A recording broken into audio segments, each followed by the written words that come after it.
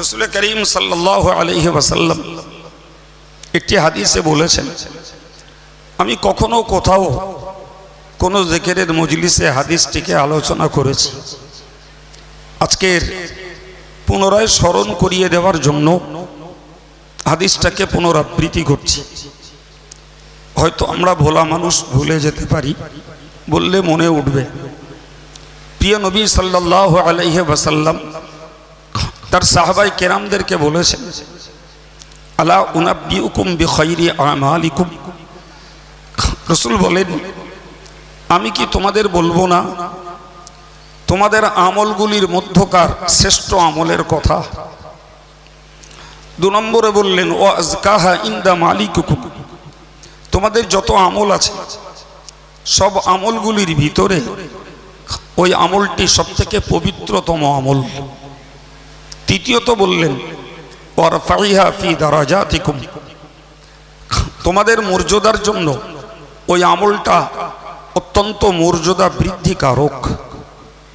চতুর্থ বললেন, খাইরিল লাকুম মিন ইনফাকিয যাহাবি ওয়াল ওরাক।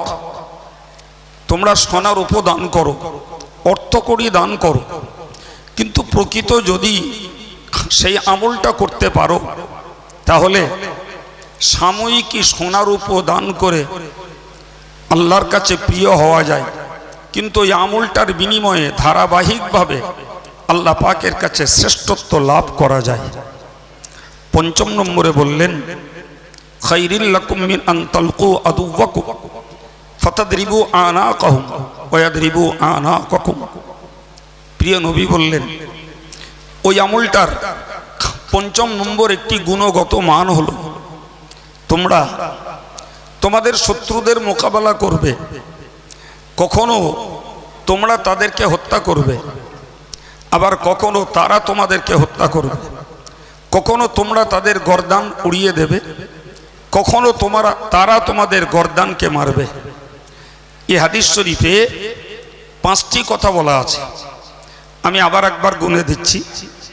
একটা আমল যেটাকে রাসূলুল্লাহ পরিশেষে যে বলেছেন, কালা যিকরুল্লাহ।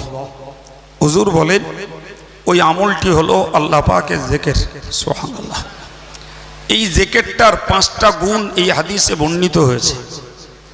1 নম্বর শ্রেষ্ঠ আমল, 2 নম্বর পবিত্র আমল, 3 নম্বর মর্যাদা সম্পন্ন আমল, 4র্থ নম্বর সোনার উপর দান করার থেকেও শ্রেষ্ঠ আমল, 5ম নম্বর বলেছেন ইসলামের দুশমনকে হত্যা করার তুলনায় এবং দুশমনদের কাছে শহীদ হওয়ার তুলনায় আরও শ্রেষ্ঠতম আমল। সুবহানাল্লাহ। সেই আমলটি হলো আল্লাহ পাকের জিকির। সুতরাং আমরা খাদিজার মজলিসে বসবো, জামিয়ার মজলিসে বসবো, দিল ভরে জিকির করে চলে যাব, এটি একদিনের জন্য আনুষ্ঠানিক আমল নয়, বরং আজকের আমি আপনাদেরকে উৎসাহিত করব এই আমলটাকে আমরা যাতে কোরআনের ফিক্সেশন অনুযায়ী, কোরআনের নির্ধারিত সময় অনুযায়ী আমরা প্রতি সকাল এবং সন্ধ্যায় এই আমলটাকে ধরে রাখব। বলুন ইনশাল্লাহ। যারা কোনো পীরের সঙ্গে সম্পর্ক জুড়ে দিয়ে আমল করবেন তারা ফায়দা বেশি পাবেন, তারা পীর অলিদের রুহানি ফয়েজ পাবেন। যারা এমনি এমনি করবেন তারাও উপকৃত হবেন, হয়তোবা পীর অলিদের ফয়েজ থেকে বঞ্চিত হবেন, কিন্তু মৌলিক কোরআনের নির্দেশটাকে আমল করার ফয়েজ তারা পেতে থাকবেন। সুবহানাল্লাহ। ভাই, আরেকটি হাদিসে কুদসি আপনাদের কাছে পড়েছিলাম। মহান আল্লাহ নিজেই জানিয়েছেন, আনা ইনদা যান্নি আবদি বি। সুবহানাল্লাহ। মহান আল্লাহ বলেন, আমার যে কোনো বান্দা আমার প্রতি যে রূপ ধারণা রাখে আমি আল্লাহ তার সঙ্গে সেই রূপ ব্যবহার করি। আর একটু মহব্বত করে বলে। তাহলে এক্ষেত্রে আমাদের আল্লাহর প্রতি সব সময়ের জন্য রহমতের ধারণা, কল্যাণের ধারণা, মাগফিরাতের ধারণা এবং আল্লাহর কুরবত নৈকট্যতা হাসিলের ধারণা আমাদের মধ্যে পোষণ করা দরকার। এই বিশ্বাস রাখতে হবে আল্লাহ আমাকে তার রহমত থেকে বঞ্চিত করবেন না, আল্লাহ আমাকে তার মাগফিরাত থেকে বহির্ভূত করে দেবেন না। আল্লাহ পাক আমাকে তার নৈকট্যতা দান করবেন। যিনি যে আত্মবিশ্বাস আল্লাহ পাকের প্রতি রাখবেন, আল্লাহ পাক তার সঙ্গে সেই রূপ ব্যবহার করবেন। সুবহানাল্লাহ। আমি যদি আগে থেকেই হতাশ হই, আগে থেকেই নিরাশ হয়ে যাই যে আমি যা পাপ করেছি আল্লাহ আমাকে মাফ করবেন না, কিংবা আমি যে দুষ্টু প্রকৃতির লোক, আমি কখনো আল্লাহর নৈকট্যতা লাভ করতে পারবো না, অথবা যদি আমার মনে হয় যে আমি যে ধরনের অপরাধী মানুষ, আমি কখনোই আল্লাহ পাকের রহমতের হকদার হতে পারবো না, ভাই এরূপ মনের মানুষগুলো আল্লাহ পাকের রহমত থেকে, মাগফিরাত থেকে, তার সালামতি থেকে তেনারা বঞ্চিত হয়ে যাবেন, ভয় আছে।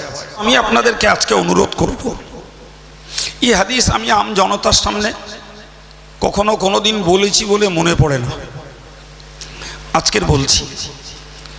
এই হাদিস আধ্যাত্মিক জগতের অন্যতম একটি অর্থবহ হাদিস।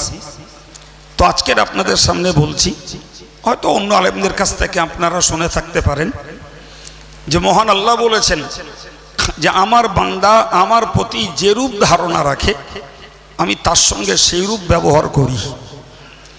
ভাই হাদিসটার গভীর তত্ত্ব যদি উপলব্ধি করি, তাহলে এ থেকে আমাদের মন তৈরি করতে হবে যে আমরা আল্লাহ পাকের রহমতের আশা পোষণ করব, তার কাছ থেকে মাগফিরাতের কামনা রাখব এবং তার নৈকট্যতা হাসিলের আমরা অবশ্যই আশা পোষণ করব। এবং এরপরই বলেছেন মহান আল্লাহ, আনা মানাহু ইজা যাকারানি আবদি। এই হাদিসটা বলেছি যে মহান আল্লাহ বলেন, যে বান্দা আমার জিকির করে আমি আল্লাহ তার সঙ্গী হয়ে যাই।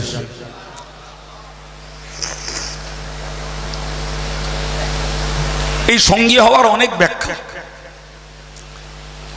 ব্যাখ্যা, তার সংক্ষিপ্ত এতটুকুই জেনে রেখে দিন যে এই সঙ্গী হওয়ার অর্থ হলো তিনি আল্লাহ পাকের কুদরত রহমতের নজর থেকে, আল্লাহর হেফাজতের নজর থেকে কখনো তিনি বঞ্চিত হন না।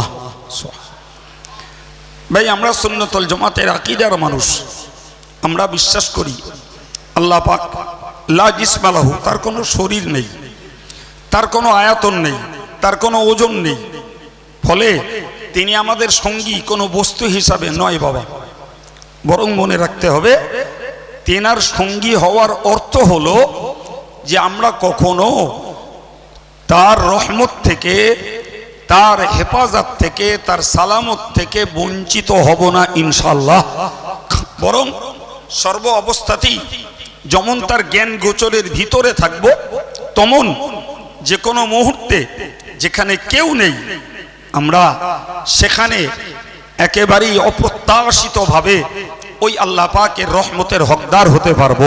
সুবহানাল্লাহ। এই মনগুলো তৈরি করতে হবে, এগুলো একদিনের ভাবনার জিনিস নয়। তবু আজ বলবো না, কাল বলবো না, কবে আপনাদেরকে শোনাবো, তাই আজকের বলে ফেললাম। রাসূল করিম সাল্লাল্লাহু আলাইহি ওয়াসাল্লাম পরের একটা অংশে হাদিস শরীফে উল্লিখিত হয়েছে যে ইজা যাকারানি আবদি ওয়া তাহাররাকা বি শাফাতাহ, যে বান্দা আমার জিকির করে এবং তার ঠোঁট দুটি আমার নামের উচ্চারণে নাড়ায়, সুবহানাল্লাহ, আমি আল্লাহ তার সঙ্গী হয়ে যাই।